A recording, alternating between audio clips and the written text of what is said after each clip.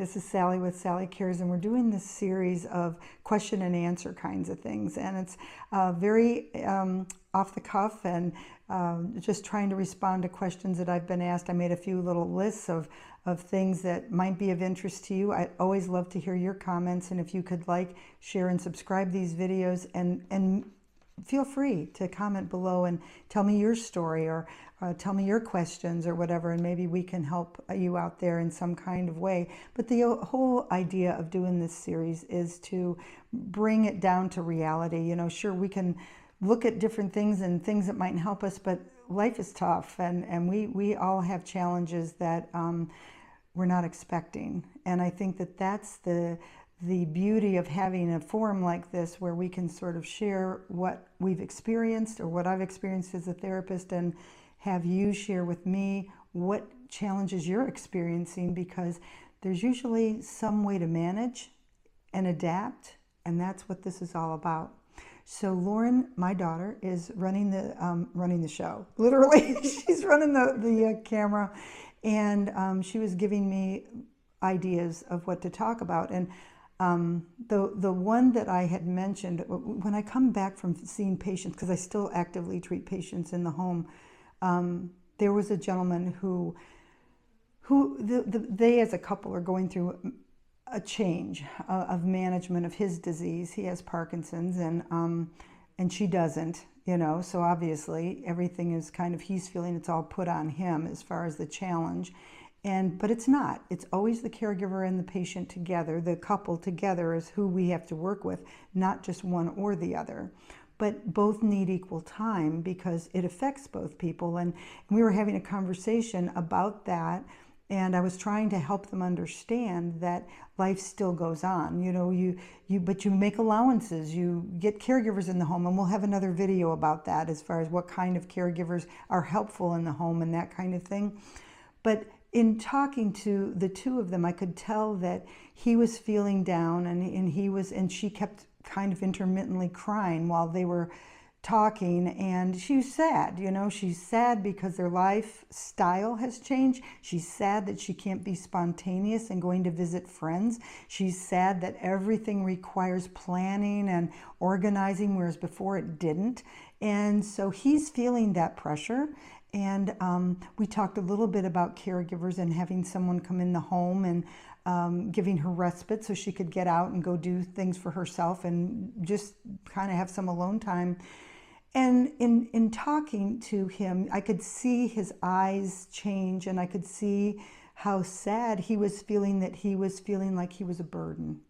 And, you know, and then she starts to cry. And so then we have to go through that this is normal. You know, unfortunately, it's normal, but what can you do to help offset some of that fear, anger, resentment, sadness that evolves with all of this? And when we were talking, he said, but Sally, I just need to ask you one question. And I said, well, what's that? And he said, how much time do I have?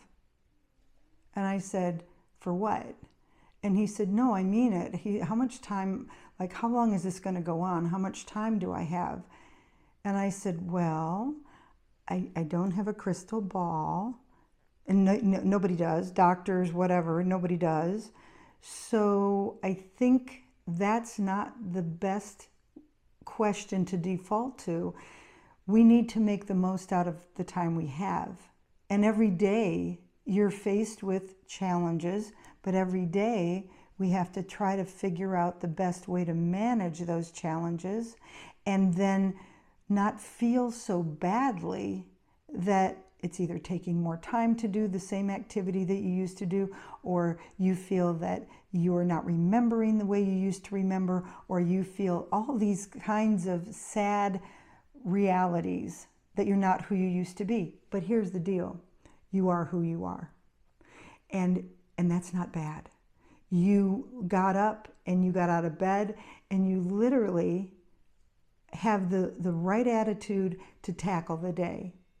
And when you're doing that, you try to enjoy those parts of your day that bring you joy. And you have to decide what brings you joy, and multiply that times 10.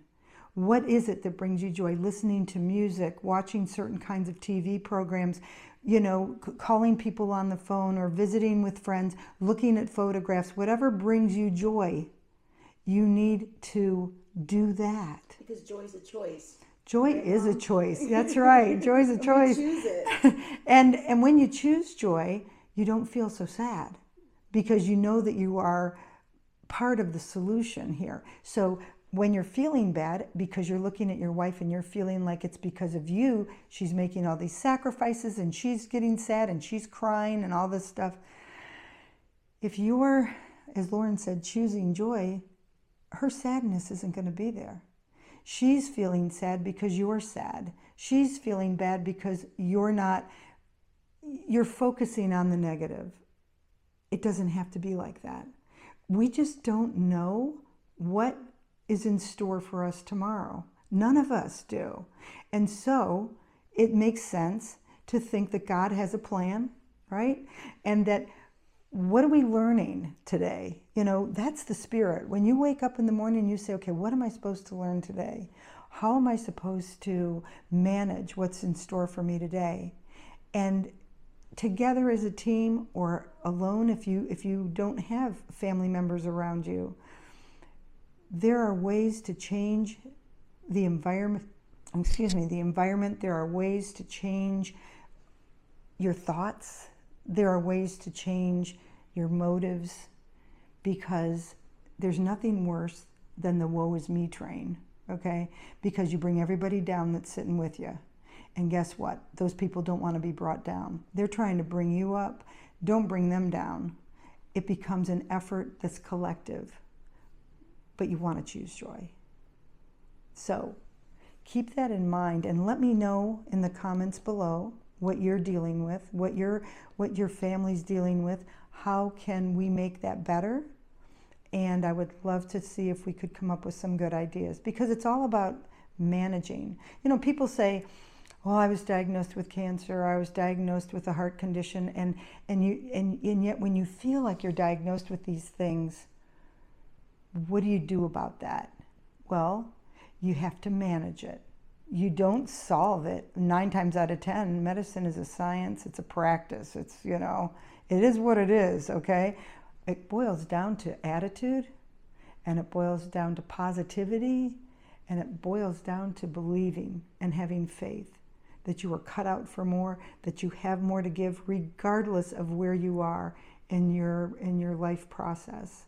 So at that, I will let you go, and please like, share, and subscribe. Leave me your comments, and I'll look forward to talking to you next time. Take care.